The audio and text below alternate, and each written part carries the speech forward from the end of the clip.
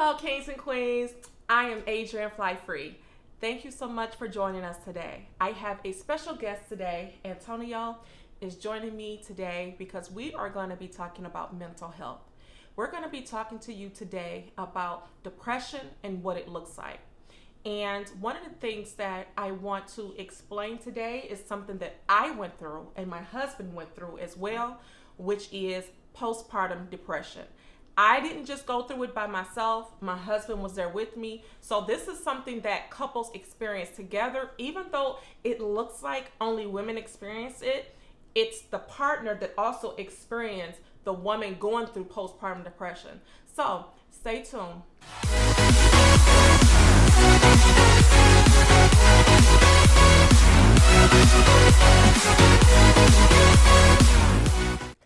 Hello and welcome back. Thank you so much for joining me. I am going to be transparent with you today. I want to tell you my own personal experience about having postpartum depression, something that I suffered through unknowingly. So let's begin. And thank you so much for joining me today. Thank you so much for being transparent also with our audience. You are very welcome. So I want to start off just simply by saying that we had our last son, in 2011. And after having my son, and we were happy to have him, we were excited about having him, but after I had my son, I went in this downward spiral. And I did not know that I was suffering from postpartum depression. So I want to start off by saying this. I was depressed, and I didn't know that I was depressed. I didn't know that some of the things that I used to enjoy doing, which was going outside, I'm very energetic. I love the summertime. I'm not a house person. And I didn't realize that in the middle of July, because this is when we had our son, I didn't really have the energy or the motivation to leave the house. I started staying in the house. I started staying in my bedroom. I started making sure our shades was drawn every day. I didn't open up the shades like I normally did. Really didn't want to get out of bed. And I did not understand what I was feeling. And my husband was there the whole time going through this with me. However, I did not put two and two together for a long time. It was a long time that I suffered with depression. And it's because I just didn't have the information and I just didn't know the signs of having postpartum depression. So let's start off with that first question. When was the first time you noticed that something was different about me? Well, it was because I was working so much. I was working up to 14 hours, sometimes 18 hours a day. I was in the house and out of the house. I was just coming in, going to sleep, waking up, going back to work. But during our interactions, I would notice that she was upset or she was downtrodden. She was lackadaisical. She didn't have the energy she used to have, or I know her to have in the summertime. And I would notice it, but I was thinking, okay, maybe there's something going on. She'll tell me when I come back home. But when one day ran into another day, ran into another day, ran into another day, and I started picking up on it more. She was angrier. She wasn't herself. Nowhere near herself. My wife in the summertime, she loves to get out and go. I would come home and she'd be sitting in the room with the lights off, with the blinds closed, or she'd be sitting on the couch with the blinds closed, and she'd just be like blah, blah. And I knew once I saw that, and we had a discussion, and after the discussion, it was when I realized something's wrong here. It's a problem. Thank you. So we had to have a discussion, and I didn't have a discussion with him. He more or less had a discussion with me. And I will say this. When you're going through depression, you tend not to want anybody to notice. And because you're not in acceptance of what you're going through, it's offensive when someone asks you if you're depressed or if, I think you should seek help. I was offended. I was upset at my husband for even suggesting that I get help. I told him there was nothing wrong with me. And I think you even mentioned you think I had postpartum depression. I did. And I looked at him like he was crazy. Like, who are you talking to? Why would you say something like that about me? I was so offended that he even said that. I was not aware of what the warning signs would be with someone going through postpartum depression. I had no idea that postpartum depression looks different on different women. So I thought that you had to be upset after you had your baby. You didn't really want to hold your baby. You may have been violent towards your baby, maybe, shaking your baby because the baby wouldn't stop crying. You may have had thoughts of harming your baby. Because I didn't have any of those thoughts, I didn't really think that I was going through anything. I loved picking up my baby. I loved spending time with our son. I enjoyed him. I enjoyed, nursing him, I enjoyed being a mom. I've always enjoyed being a mom. And so this was nothing any different than having any one of our other children. This was something that I found to be beautiful. I loved my son, and I was happy that we had our baby. So I never knew that it looked different on different people. And something else that was a preconceived notion of mine was because, and I've never said this to you, when you watch television, and I was born in the 70s. When you watch television and maybe you watch something in the 80s or the early 90s of what postpartum depression looks like or what depression looks like, sometimes those episodes back then or those movies back then really didn't shed light on what it really looks like. So the only imagination that I had was a woman shaking her baby, a woman tossing her baby, throwing her baby down. I didn't go through any of that I had saw years and years ago. I don't even know the movie that I watched. However, I thought that that's what it was supposed to look like, that I was going to be upset at being a mom, a new mom. I thought that I was not going to want my child. And because I didn't have the information, because I really didn't know anyone personally in my life that had it, I didn't know what to go off of besides what I watched years ago. So that brings us to the second question. Did you think I was actually suffering from postpartum depression? I did. And once I started paying it, at first, like she said, I didn't know the signs and symptoms of postpartum depression.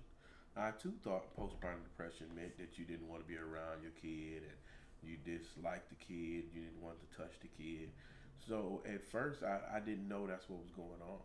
And it wasn't until I started noticing a problem that I started looking into postpartum depression. And I looked up some of the symptoms and I was like, oh, hey, okay, let me talk to her about this because this looks and sounds like exactly what we're going through. And then I approached my wife with it. And to her credit, she was upset that I said it, and she was upset that I said it, but she jumped on the horse and she started looking into it, and she started recognizing it, and then that's what got the ball rolling. Yeah, and it took me a while, like I said, to really recognize it. It took me a long while to recognize it. By the time I realized it, I was already in counseling. So what happened was our children were small at the time. Some of them were in elementary. We had one that was in middle school, one in high school. But what happened was one day our son that's now in the military, he said something to me, and I guess I snapped at him. And we were in the car going, I don't know where. But he reached his hand over to my shoulder from behind and said, Mom, it was just a joke. I was just joking. And in my mind, I was thinking, am I that bad? So I started realizing people are really starting to walk on eggshells around me. I started to realize they were treating me different. My family was treating me different. My husband was, our children was. And I started realizing that I guess they're used to me being a certain way, and maybe I'm not really acting that way. So eventually what I had to do was I had to seek help. And this is the reason why I sought help, because one day I went to the store and I went and got not one bottles of wine, but two. And my husband knew I wasn't drinking. And when he saw that, when he came home, that I had a bottle, not one but two, he looked at me and he said, "Are you going to drink all that?" And I got offended. Again, I got offended. And before he could tell me not to drink it, I made sure to say this: either you can help me drink it, or I'm going to drink it all by myself. So he grabbed his glass and he just started pouring, and he tried to drink it up from me because he didn't want me to drink one, and he knew why I was drinking. Drinking is never a fix it. It's not never a tool that should be used to fix any problem. But it was something that I went to because it was something that I was familiar with, as far as going to get wine if I was upset, or going to get wine if I didn't, couldn't handle something. So years ago, I used to do that. So what I did was I just knew to go get something to drink. And he knew that that's not something that he was used to seeing me do. So when I did that, I noticed one day, my son was talking to me again, and he mentioned something to me, and I can't remember what it was, but I knew right then I needed to go seek help. And I went to go see a counselor. I looked into a psychologist, and I went to go see one. And after I explained myself to the counselor simply asked me, "What are you doing to cope?" And I said, "I'm drinking. And if I don't get something else, I'm just going to drink. I know I need something else. She asked me, "Do you feel that you need to take medication?" And I said, "I absolutely do. I know that I can't handle what I'm going through on my own. And I'm using alcohol as a tool to help me cope and not deal with it." I told her I was suicidal. That's something that I didn't tell my husband. I was embarrassed. I didn't want to say it. But not even having my own children made me feel that I should live here, that I should remain on this earth, that I shouldn't take my life. I would wake up every morning with this thought of, wow, I'm still here. I woke up another day. And I didn't do anything to harm myself, but I had those thoughts to do it. And I thank God I never did do anything. I never acted on those thoughts, but those thoughts were loud. They were loud and clear, telling me, just take your life. You're useless. You shouldn't be here. There's no reason for you to be here. I felt so hopeless. I felt that I didn't know who I was. All of a sudden, I had no purpose. I didn't know what my purpose was anymore. And I had no clue that this was all stemming from something that kept growing and growing over time. Postpartum depression is what we realize is not something that happens to you one day and boom, you have postpartum depression. It's emotional feelings that happens day by day by day, and you are feeling depressed every single day. If you know that you're someone that's usually bubbly, happy, outgoing, and all of a sudden that changes, or maybe you're eating more, even eating less. You don't have an appetite. I was someone that didn't have an appetite. I didn't feel like eating. I didn't want to eat. Only thing I was doing was taking care of my children, and that was it. I was doing a bare minimum. I was no longer greeting them at the door when they came home from school, asking them how was their day. I'm a teacher, so I love asking, my students, how was your day today? How's your day going so far? How was your day yesterday? So I always ask our children, how was your day at school today? What did you learn? What did you do today?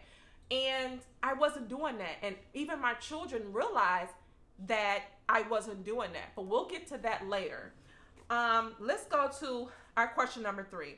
From a husband's perspective, how did it make you feel seeing me go through postpartum depression? And it kind of made me feel a little powerless. And it made me feel, what's the word I'm looking for? More, I wanted you to get help. I was adamant about you getting help.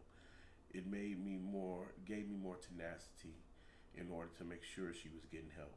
Because even when she started getting help, there was still a process. The pills that they put her on for depression, they were what she needed, but at the same time, they were what she didn't need. Because the pills that they gave her, she would take them, and we could count it down. In 30 minutes after that, she was out, knocked out. She couldn't enjoy any of the things that we were doing as a family. We would go to our kids' play. She'd be up for the first 30 minutes. The rest of the play, she was out. She couldn't go to the games because she was falling asleep. The pills, they helped her, and I thank God that my wife is not addicted to pills, because as soon as she was strong enough to stand on her own without the pills, she took those pills and flushed them down the toilet. And but watching her go through it, and all I could do was be supportive.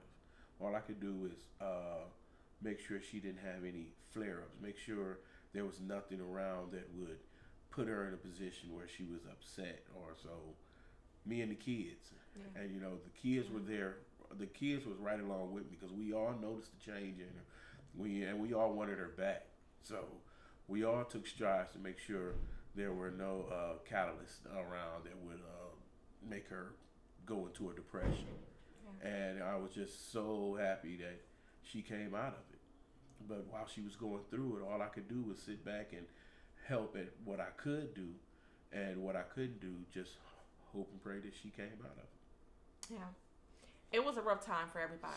And I thought I was just going through it by myself, and that's why I say that a lot of times we're suffering in silence because we don't realize everyone else is feeling the pinch of us going through this, and they notice when you're different. So people around you do notice, even when we don't think that people notice, they're paying attention. They notice that we're different. They're noticing that something doesn't seem right with us. So he noticed before I did that something was wrong, and he noticed that the wife that he had recently married was totally different. I was totally different than who I was.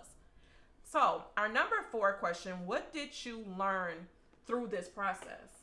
What's one thing that you learned through it? I learned what postpartum depression was. Yeah. I learned how deadly depression can be, how deadly depression can pull you down and have you thinking all kinds of crazy thoughts. I learned how to watch out for signs and symptoms of postpartum depression. It was so bad. I was looking at everybody else that I knew that just had a baby to make sure they weren't going through it.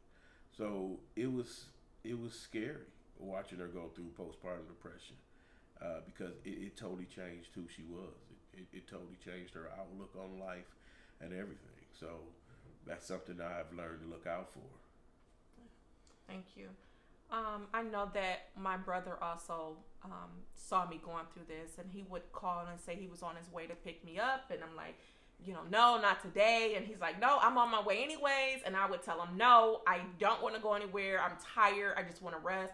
And he would say, no, I'm already on my way. I'm already in the car. And I would say, well, I don't have the baby's car seat, so we can't go anywhere with you. And he would say, well, where's the car seat? I said, in a truck with my husband. And he would say, where's your husband? I'm like, he's at work. So what he did was, he was like, okay, well, we'll have to go get it. He went to go get the car seats from my husband, met him at his job, and went to go get the baby's car seat, came back with this car seat, and we got in his vehicle, and we left. And the only thing he did was take us for a ride, and we rode around the metropolitan area of Detroit, and then we took a walk. We put the baby in the stroller. I don't even remember having a stroller there in my mind, but I know I had to have one because we walked for a long time. We just walked and we talked and we looked at the scenery around us.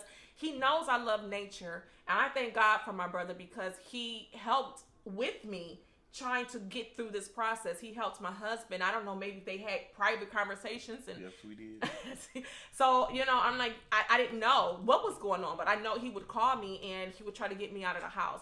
And I couldn't say no. No matter what I said, I'm thinking to myself, I'm not going to answer the door when he comes. But my brother would come and he would get me out of the house, and I would be fine that day. And maybe the next day. Yeah. But after that, I plateaued again. I went back into being depressed because I didn't realize that I needed help. I needed to do more than just get out. I needed to do more than just talk. I needed to do more than just look at and sit at nature. Something that I love to do, but I didn't know how far I went. And one of the things that my counselor had said was, because it was months, like I said, this was months later, maybe 6-7 months later, maybe longer. One thing I remember the counselor asking me was, when did this all start? And when I gave her the date, she asked me, and when did you say you had your baby? And I told her. And she said, did you ever tell your doctor about this? I said no. She said, did you ever seek any type of help when you started feeling like this? I told her no. And she told me, this is postpartum depression. However, it's gone so far. You've waited so long to get help that now you're depressed on top of having postpartum depression. I forgot what she called it, but it was something that I really needed to get help on, and I really needed to talk through my problems. I needed to express everything that I was feeling. I couldn't express everything. I couldn't express things to my husband, how I was feeling. I felt like he was a man. He wouldn't understand. I felt like no one would understand me. I felt that maybe I was being irrational. I thought maybe I was, overthinking things and it didn't make sense to other people, but it really made sense to me. And I just didn't feel like explaining myself to anybody because I felt like I was going to be judged. So a lot of times when people go through depression, we feel that people are going to judge us. We feel that we don't want to explain what we're going through because we're embarrassed. We don't want judgment. We don't want criticism. And so we keep it to ourselves and we deal with it in silence because we don't want to share. Yeah. Yeah, so. That's basically what was happening.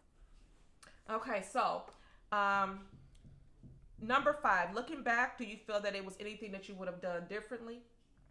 Looking back, I would have acted faster. Like I said earlier, I was working a lot. Yeah. So I was in and out. I didn't even have time to do much of anything. I was coming in, going to sleep, waking up, going back to work. Doing overtime. I had no days off. I was working 7 days a week. And you talking about sometimes I was going to work at ungodly hours like 3:47 in the morning, which my wife pointed out during one of her times. She was like, "Who has to be at work at 3:47 in the morning?" But excuse me. But going back differently, I would have recognized the signs early. I would have took time out because I was working hard to provide a life for my family, but I wasn't being a part of that life. Yeah. I would have took time to be a part of that life. I would have took a day off, and I would have been able to pick up on it quicker. I would have seen it faster, and it wouldn't have been able to get so far, and it wouldn't have been so hard to treat because I would have identified it sooner. So I'm sorry. No, you don't have to be sorry. I'm sorry I took you through it, but you don't have to be sorry about it. We know that this is an illness. When you have mental illness, there needs to be awareness on the signs of it and how to deal with it, and not just for you, but those around you, so that they know how to get you help as well. One of the last questions I want to ask you is, if you could tell another husband, if you could tell another father, any type of advice, what would you say to them? I would say pay attention. Pay attention to your wife. Pay attention to her mood changes. Pay attention to what's going on around her. Pay attention to everything that she's doing after she has the baby. If it looks like something is different, then you need to investigate. Hey, okay, well, why'd you do this and why'd you do that? Be more in tune to your wife. And she wasn't mad at me because I was working a lot, because at that time I needed to work a lot to make sure that we were okay. But at the same time, I was mad at me afterwards because even though I was working a lot, I still felt like I neglected my wife because I didn't see the signs and symptoms early enough. So if I could tell anybody, I would tell them, hey, pay attention to your wife. Spend time with your kids. Even the kids could tell you. Kids be like, hey, daddy, blah, blah, blah, yakety smackety. So just to any husband after a baby, just make sure you take time and spend time with your wife. Yeah, so that's something that, I'm proud that he even shared, because he didn't have to. But we all take on these different responsibilities, and we blame ourselves for things that happen. And it's no one's fault. It's no one's fault what we go through. Having a baby, it's a lot on a woman's body. And you go through mental, emotional turmoil. You're going through mental issues that you may not have gone through before. You're trying to adjust. You're trying to adapt. And your body is going through changes. And you're not understanding that, we don't understand that when we have a baby, we have so much different things that's going on with our bodies. So we have the physical issues that we go through with our bodies inside and out. We still have to heal. We also have to have balance in our life. But when you have a child, and then like you said, he was barely there, I just started feeling helpless. I just started feeling so tired. And usually, and I'm not a doctor, and I want to let you know this. This is not, I'm a doctor. I'm telling you what to do, and I'm telling you how you should deal with it. But I will say this. I know for me, and some of the other women that I've spoken to, and you will see that this is part one of dealing with depression, but there's a part two, and you're going to get to experience what that looks like, because it's going to be not just from my perspective and my husband's perspective, but from another woman's perspective as well, and how she actually didn't know what she was going through either. But I believe, this is just my own personal opinion, I believe it starts with you just feeling overly tired and overwhelmed with the duties of being a new mom and not getting enough sleep and your body feeling weak. My wrist hurt so bad when I had our son. Yes, I forgot all about that. Yes, I could not pick him up. I would have to ask my older daughter if she can pick the baby out the bassinet when it was time for me to feed him. And then sometimes when they weren't around or they were asleep, I just struggled. I cried when my husband had to go to work. I cried because I'm going to pick our baby up. I cried sometimes because it was so painful to pick him up. I have no idea to this day why my wrist hurt. I have carpal tunnel now, but I think I had carpal tunnel then. I don't know what happened, but a lot of times we don't realize it's so much different things that happen to your body, changes that happens to your body, that you're not totally aware of everything that goes on with your body and the different changes that happen. So I will say this, continue to research what postpartum depression looks like. Continue to research what depression looks like, because even if you're not dealing with postpartum depression and you're dealing with mental health on any level, please research how you're feeling, speak to someone, get help, go to a doctor and tell them how you're feeling. Speak to a doctor and tell them how you're feeling so that they can refer you to someone that works in this field and specializes in this field. You may say, I don't want to talk to a psychologist, or you don't want to speak to a psychiatrist. There's different people that you can speak to, not just your psychologist or psychiatrist or doctor. There are different people that you can speak to if you don't want to speak to a counselor. I'm just giving you what I did when I spoke to someone. I spoke to a counselor. I know that I needed to speak to a counselor. I needed to get some help, and I needed to talk to somebody about what I was going through. How I got over it, one day I sat in my living room, and it was a long time because I had eventually just barricaded myself in a room and wouldn't come out. I spoke to someone over the phone, and it wasn't a deep conversation. It was a simple conversation about God. When I got off the phone with them, and this is someone I went to high school with, I got off the phone with them, and I got on my knees, and I prayed, and I just asked God if he can help me. I cried. I sobbed on my knees, asking God for help. I wanted to get off the medication, and I threw those pills down the drain. I said, I will not keep taking these pills because I want to enjoy my life. I didn't feel like I was enjoying my life when I was taking the medication. I wasn't enjoying the band concerts that my children were involved in. They knew when I looked loopy and sleepy. I wasn't enjoying the basketball games or the football games or the cheer games. I wasn't enjoying anything that I usually enjoy all the time. So I will say this, make sure that you seek help. Make sure that you know that you're not alone. And just know that we're bringing awareness to mental health because this is something that you usually don't hear people talk about a lot. I know I just recently watched something with Ben Affleck, and he was talking about something that he went through when he battled alcoholism with him and his ex-wife, and it moved me. It touched me because we're not the only ones that suffer in silence. It doesn't matter if you're famous, if you're not famous, if you're a police officer, a teacher. It doesn't matter what your career is. People are suffering through depression silently, and we all have different ways that we deal with it, that we cope with it, because no one wants to really admit that this is how they're feeling, this is what they're going through. Why? Because it's something that, for me, I was ashamed of. I didn't know why I was feeling the way I was feeling. So I know that interview with Ben Affleck really moved me, and it was powerful.